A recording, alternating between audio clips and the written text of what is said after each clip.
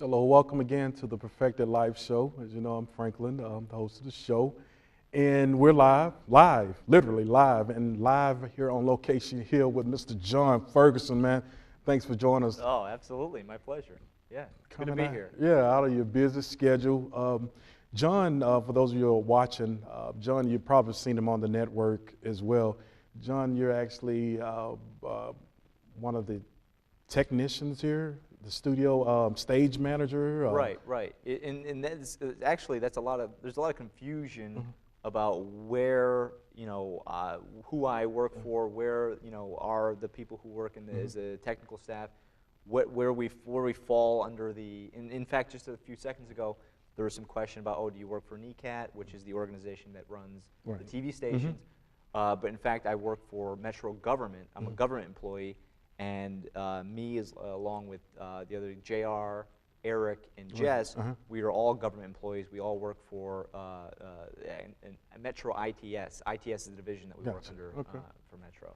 So it's confusing. It's a lot of kind of, this person's under this person under this, but we all basically work in this building for, the cause of the PEG studio. Right, but you're all over the place. I mean, there's nothing I don't think that you can do here in the studio. I mean, I've seen you do everything. I didn't know if you just can instruct the person on the control room, cameras, or... Right, we try to do a lot, even though I think that our primary responsibility is just the technical equipment, making sure that the equipment is running properly, making sure that it's maintained properly, making sure that all of the equipment is accounted for, making sure nothing walks out the door for whatever reason. But we're just here to maintain the equipment. But you're right that we do try to do other stuff, help out producers any way we can. So how long have you been with the NECAT itself? Right. So I used to work for the government, the organization known as MEAC, which is Metropolitan Educational Access Corporation, which was what NECAT was called before they merged. So there was actually two organizations that were actually operating out of this building, MEAC and CAC. And CAC was just Channel 19, and MEAC was Channels 9 and 10. And then they merged to form NECAT. And so they merged maybe 4 or 5 years ago. And since then, NECAT has kind of been operating all three stations. But before, it was two organizations running the three stations. Obviously MEAC went on 9 and 10, and CAC, which stood for Community Access Channel, I guess. CAC, Community Access Channel, was just 19. We're going to need a pen and a piece of paper. It's confusing. I get confused all the time, and people who are just coming in for the first time, they have a hard time kind of wrapping their head around, okay, the organizations are this, and then you guys are Metro employees, and then you got, what are the channels? We have 9, 10, 19, what do the channels all do? It's confusing. Well, I know when I first met you, and actually we'll talk a little about that too. But first, how does a person get to become an actual producer here at the network? Right. What is the first thing they need to do? First thing you need to do is come take the classes, and the classes are the first thing that kind of introduces you to all the equipment, introduces you to all the rules that we have here at the studio, kind of what you can do, what you can't do, both in the studio and then also on the air. And then once you take the classes, then you need to volunteer on other people's shoots to kind of get comfortable using the equipment.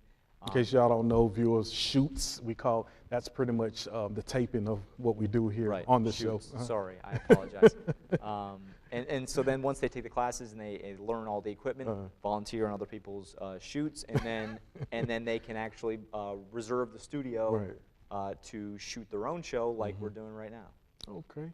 So I remember when I first actually met you in the class, so I know, but I was giving you the opportunity for the sake of television, and we're live, so this is a good experience, I think, for both of us, and I'm sure you've worked with a live show on NECAT as well. Yeah, and we've done live stuff. We're we're recording straight to the air, like literally we go on the air. Right now we're just recording, and by live we're just recording all the way through, like literally our show is 28 minutes and 30 seconds, so we're just going from the beginning of the show to the end of the show, and we're not going to do anything on the post-production side. We're not going to do any editing. This is just how it's going to be. So that's how it's done right now, but I think that we have done it in the past where we've gone straight on the air from the studio, which is also pretty exciting. How challenging is that doing the live show? I mean, I know, because you're on it just with helping or giving advice on somebody's show, so I can't imagine with you being over that show and having all these different people coming to help. What is it like in the room with you that day of an actual live taping? Right. It's very, very, very kind of nerve-wracking. Like, you know, most shoots are. You kind of get nervous that everything needs to go right, and you have a plan of what you want to have happen. But it's also very exciting, just like it is on a regular shoot, where you know you get partially really excited and partially scared, and so that energy is kind of something that I enjoy. And I enjoy the pressure of like a rush. A rush, yeah, exactly. You get a rush because you don't know what's going to happen. Nobody knows what's going to happen.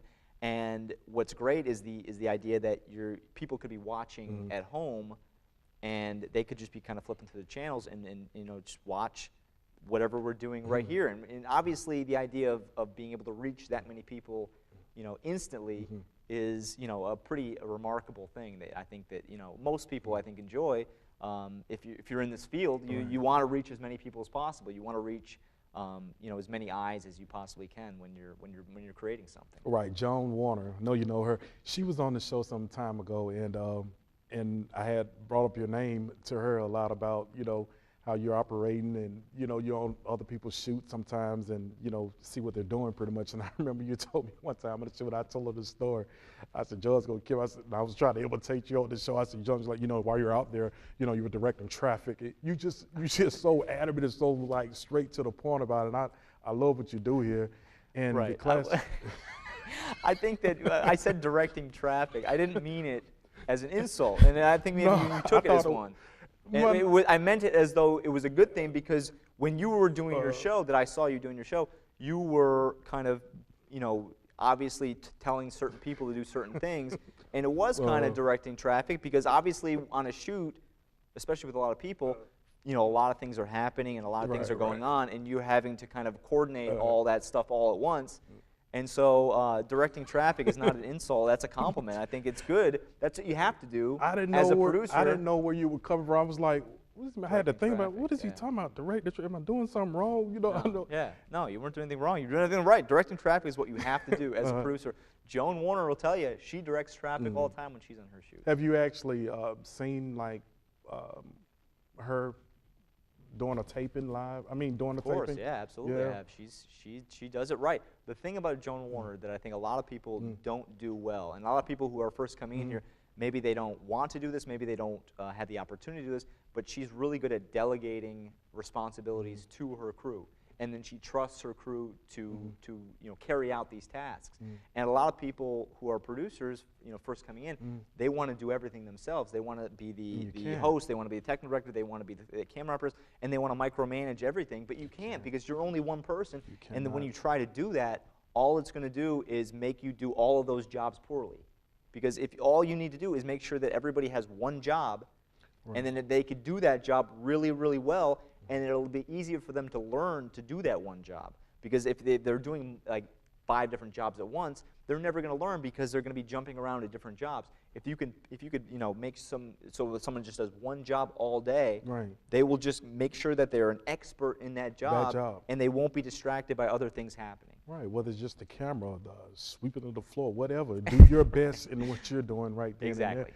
So you're giving that advice of what not to do. What is it that a person can do to enhance their show as they come aboard onto Kneecap and creating their own show? Because what I found out too, since I've been here, is it's like a lot of producers, they'll come, and I mean, I don't think you should come with that mindset that you just this big time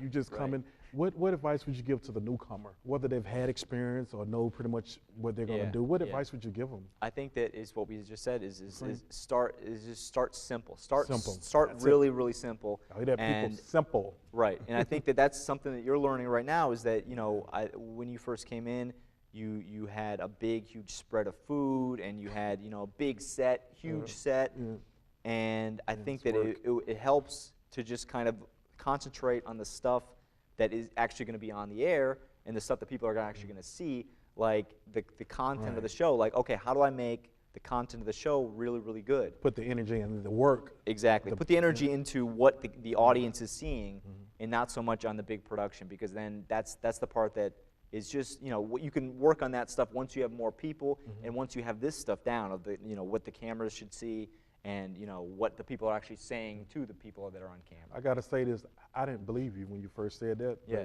You made a believe out of me. I believe that now. It's true. It's so true. You don't want to overcomplicate things. After so much money, time, right, back hurting, all that. right. I believe you now. I Yeah, believe you now. But also, we got a clip that I want to bring up too. I haven't seen it yet because I actually stumbled on some of your work, but a lot of people don't know that you're an actor too. Right, yeah. I went to Watkins Film School, which is north of Nashville, and I basically went for, you know, the video stuff.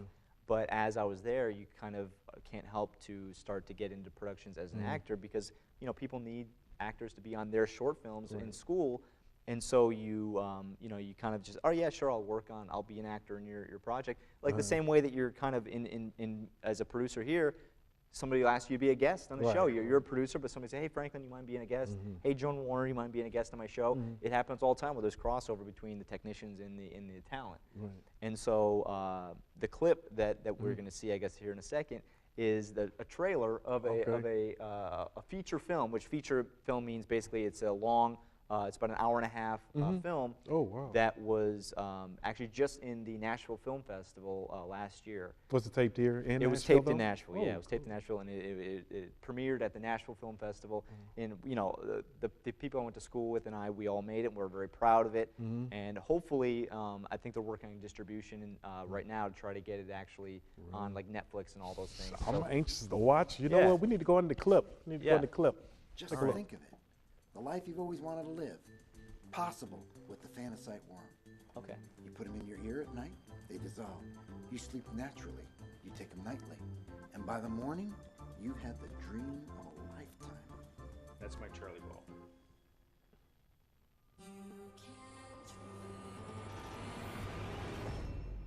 Fantasite's brought us closer together. Now we look forward to the night, every night. I'm Charles. Nice to meet you. Yeah. We should like get away from work one day and just like hang out and just be able to just relax and just cut loose for like a night. Right now you need a guy who is going to be there for you. You need somebody who is going to love you, who's going to care about you. No, I don't want to do this now. I would rather leave than have this really uncomfortable dinner with the maintenance guy of our building. Let's be honest. Fantasites may have disappeared from shelves, but the demand hasn't gone anywhere. It may be fitting that the miracle worm has found its way underground. So that's it? There's no more? You can't get them? We got plenty that you can do around here, Charles. For Fanasites, it doesn't always take money. You're all my dreams, my one desire. You're gonna go get Charles, and you're gonna be back very fast. You understand what will happen if you're not back fast. You start a fire. I wish we could just sit here all day and never go home.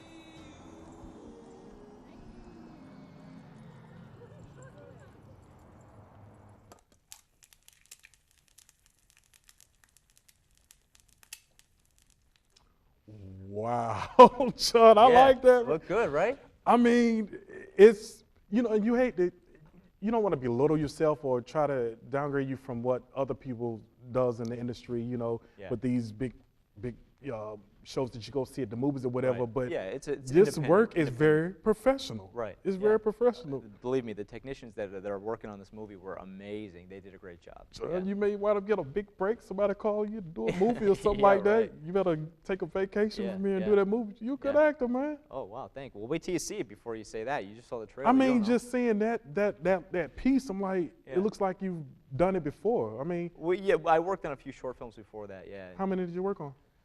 What's the name? I think maybe like 10 and 15. It was just based on, you know, work on like students that I knew. Oh, other people's like part short or films. whatever. Yeah, yeah. And so I worked on some projects from that. But yeah, just mostly all independent stuff. Yeah. How long did it take to make this movie? It took a long time. It took around like maybe a year and a half, 2 years, from the beginning of starting a shoot till the end of starting the shoot, and then also editing. So maybe even longer than that. It's hard for me to know. I wasn't involved in any of the editing or post-production stuff, so it's difficult. I forget, in fact. You was a star.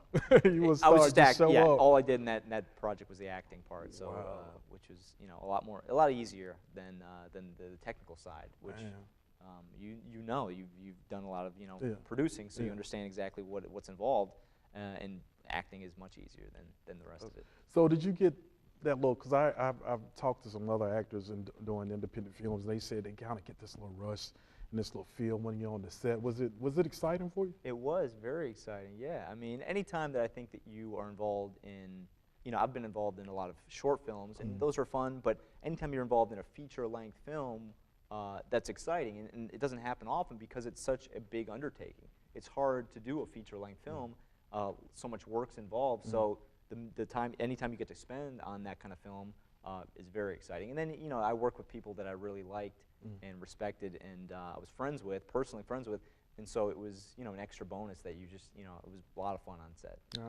I appreciate you actually giving me some pointers, even, on this show today. I'm like, he's guest, but I'm still asking questions like, John, what about this, what about that? I understand that NECAD has gotten this new equipment in here, and part of it is what you're seeing viewers on our set right now. I mean, it's nice, right, how we can put together TV and the set and all. The process of getting all this set up, is this the type of service you want to offer to new producers as well as the equipment made available to them? Is this what you really want? Is this good compared to what was prior? I think that, again, it's going to be a work in progress. I think that obviously we got to the point where it is a whole lot better than it was.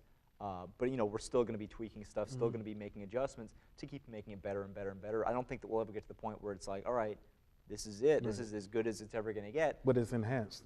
It's definitely enhanced. I mean, I think that the fact that we're able to shoot in HD, first of all, obviously this is being shot in HD. Yes. Second of all, it's being shot with this new kind of green screen virtual set technology that's really, really exciting. We're able to put kind of graphics up, and we're able to kind of show us in this 3D environment. And it's really, really exciting because there's, the ceiling on what can be done is so high, and we haven't even scratched the surface yet. There's so many things that we can do with this new equipment that is, is going to blow a lot of people's minds. It's just in the fact that of what was, possible before, and compare that to what is now possible. It's just going to be great. Obviously, I know you got to be really enjoying what you do. I know you enjoy it. Absolutely, absolutely. I'm very lucky in the fact that I'm able to come to work and just enjoy being just at love work. it. Yeah, just love being at work. For the most part, obviously there's days when you're just kind of like, dragging, but for the most part, the majority of the time I'm here, it does not feel like work at all. It doesn't feel like I'm coming to work. It feels like I'm involved in something that I'm passionate about, that I really enjoy. And, obviously a lot of people don't have that, and I recognize that, and I don't take it for granted. And so I just want to, do the best job I can, because a lot of people don't have the opportunity that I have to be in a position like this where you're enjoying your job and you're doing something you love. So, I'm just trying to do the best I can to not take it for granted. Right, yeah. Are there any new projects that you're working on as far as film-wise, outside of the studio and the post-production thing? Right. There really isn't too many things. I'm trying to do another feature film, another film like Worm, except do more of the stuff on the technical side. Obviously, just acting on that, you'd like to kind of take a bigger creative, control of a production. And so I'd like to do another feature film, but I'm not that far in the process. I've got kind of some scripted ideas out, but nothing really concrete. What do you hate most about your job? Hate most? What do I hate most? Oh man, well, I think that what I hate most is some of the limitations on what I think that what stuff I'd like to do, but because I think some of the rules, being as though I think that I work for a government organization, it's not always easy to kind of do some stuff that I like to do. So I think that just some of the restrictions on what I can and can't do as a government employee, I think is what I think is most frustrating to me. I think, but you know what? There's very little to complain about. I mean, I think that for the most part, I love what I do. So I think that's just a small part. And if anybody from the government organization watches this show, I feel it's nothing personal. It's just we all have to deal with that kind of stuff. So. And we're live, and we're not going to micromanage anything. And speaking of that, you actually helped. I'll never forget, I was in the editing room one day, and I needed some help with just, what I do with this, what I do with that. And I remember trying to pay you, and you was like, no, Franklin, this is my job, this is what I do. Right. And you handed me money back, and I'm thinking, well, an editor would have charged me 3 times or 4 times the amount of what you just helped me with.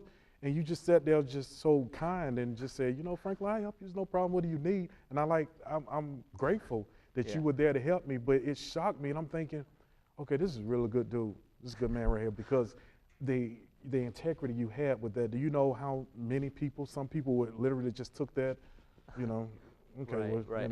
I think one thing I learned long ago is being in this position, you have to have consistency, and it's not always easy, but you have to have consistency across the board, because a situation will come up where someone will say, oh, well, this person did this, and this person did this, and then I have to look them in the eye and say, well, that was a different situation.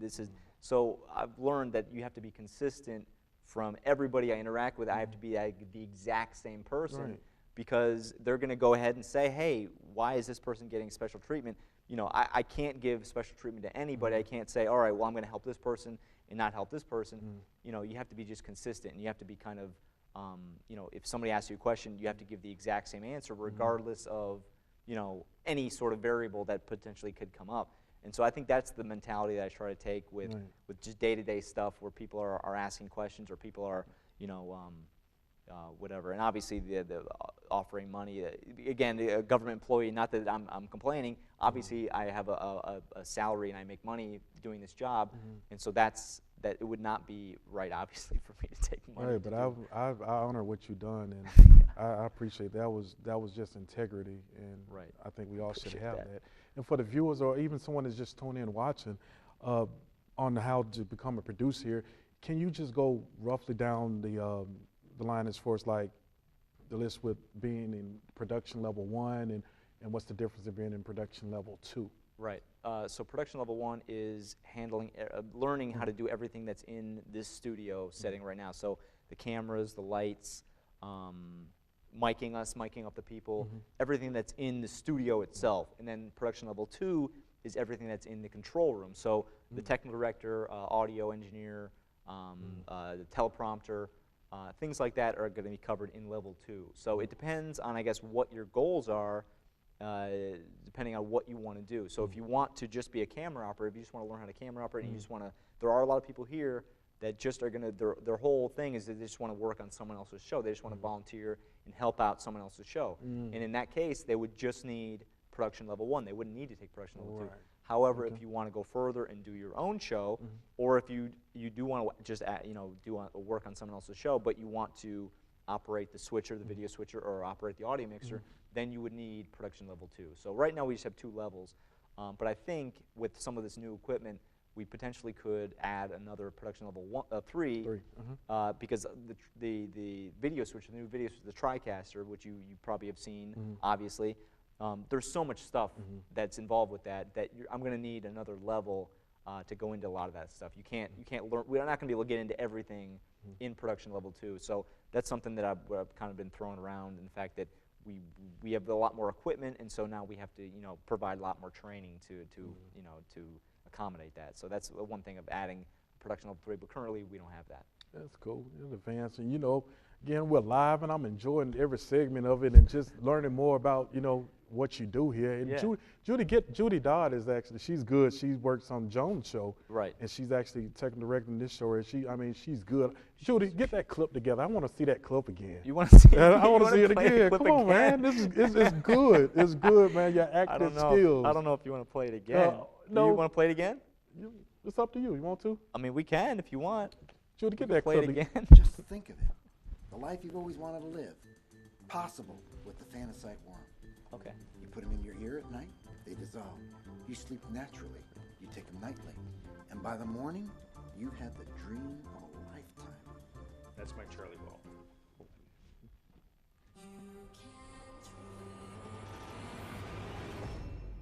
Fantasite's brought us closer together. Now we look forward to the night. Every night. I'm Charles. Nice to meet you. Nice to meet you. Yeah. We should like get away from work one day and just like hang out and just be able to just relax and just cut loose for like a night. Right now, you need a guy who is going to be there for you. You need somebody who is going to love you, who's going to care about you. No, I don't want to do this now. I would rather leave than have this really uncomfortable dinner with the maintenance guy of our building. Let's be honest. Fantasites may have disappeared from shelves, but the demand hasn't gone anywhere. It may be fitting that the miracle worm has found its way underground. So that's it? There's no more? You can't get them? We got plenty that you can do around here, Charles. For fantasites, doesn't always take money. All my dreams, my one desire. You're gonna go get Charles, and you're gonna be back very fast. You understand what will happen if you're not back fast. You start a I wish we could just sit here all day and never go home.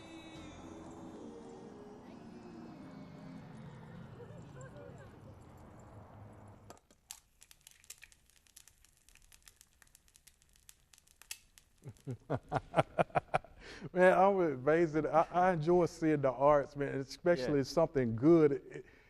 Just the content of it, it just looks amazing how they just put that all together, man. The actor, John Ferguson. Well, I'll tell you what, there's a lot of work that goes into that. Obviously, you have to be talented, but it's so much work to be able to, put all that together.